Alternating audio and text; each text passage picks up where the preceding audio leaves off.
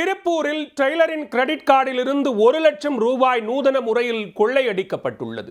மோசடியாக எடுக்கப்பட்ட பணத்தை திரும்ப கட்டச் சொல்லி வங்கி ஆட்கள் மிரட்டியதால் டெய்லர் தற்கொலை செய்துள்ளார். டெய்லரின் மரணத்திற்கு காரணம் யார்?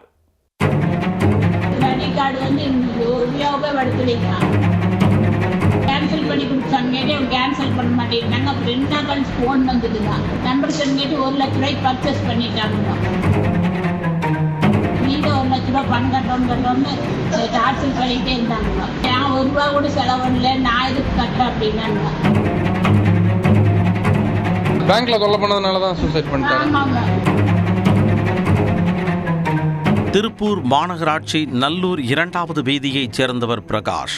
36 வயதான பிரகாஷ் சிட்கோ பகுதியில் உள்ள பனியன் நிறுவனத்தில் டெய்லராக பணிபுரிந்து வந்தார். பிரகாஷ் கடந்த 2 ஆண்டுகளுக்கு முன்பாக SBI வங்கியின் கிரெடிட் கார்டு ஒன்றை வாங்கியுள்ளார்.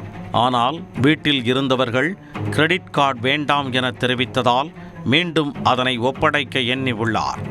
அப்பொழுது வங்கியில் இருந்து பேசுவதாக பெண் ஒருவர் பிரகாஷிடம் செல்போனில் பேசியிருக்கிறார். அவர் தனக்கு கிரெடிட் கார்டு தேவையில்லை எனவும் அந்த கார்டை டீஆக்டிவேட் செய்யும்படியும் பிரகாஷ் தெரிவித்துள்ளார். உடனே அந்த பெண், உங்களுக்கு ஒரு OTP வரும், அதனை தெரிவித்தால் உடனடியாக கிரெடிட் கார்டு டீஆக்டிவேட் செய்யப்படும் எனவும் தெரிவித்திருக்கிறார். இதனை நம்பிய பிரகாஷ் தனக்கு வந்த OTP எண்ணை அவரிடம் தெரிவித்துள்ளார்.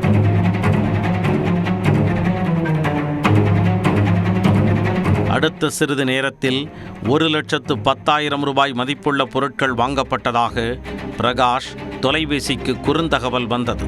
இதனால் அதிர்ச்சி அடைந்த பிரகாஷ் வங்கியிடம் புகார் தெரிவிக்க அவர்கள் யாரும் உதவி செய்யவில்லை. பணம் முறையாக அனுப்பப்பட்டுள்ளது எனவும் குறிப்பிட்ட நாட்களுக்குள் பணத்தை திரும்பச் செலுத்துமாறும் வங்கியில் தெரிவிக்கப்பட்டுள்ளது.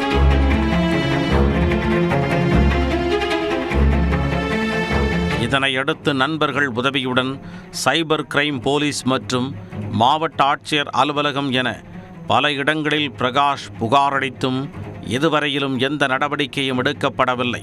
இந்த சூழலில் தொடர்ந்து வங்கி தரப்பில் இருந்து பணத்தை திரும்பச் செலுத்துமாறு மிரட்டல் விடுக்கப்பட்டதாக கூறப்படுகிறது.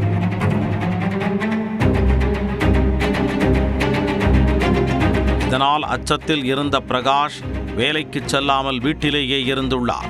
மனைவியை அவரது தாய் வீட்டிற்கு அனுப்பிய பிரகாஷ் தென்னை மரத்திற்கு வைக்கப்படும் பூச்சி மாத்திரையை உட்கொண்டு விட்டார்.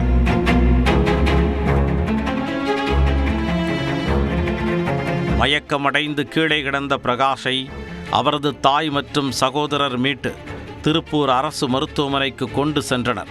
அவரை பரிசோதித்த மருத்துவர்கள் பிரகாஷ் ஏற்கனவே உயிரிழந்து விட்டதாக தெரிவித்துள்ளனர். தற்கொலை வழக்கு பதிவு செய்துள்ள நல்லூர் போலீசார் அத்துடன் வழக்கையும் முடித்துவிட்டனர்.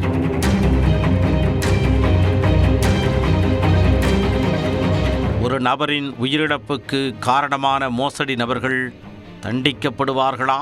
பொறுத்திருந்து பார்க்கலாம்.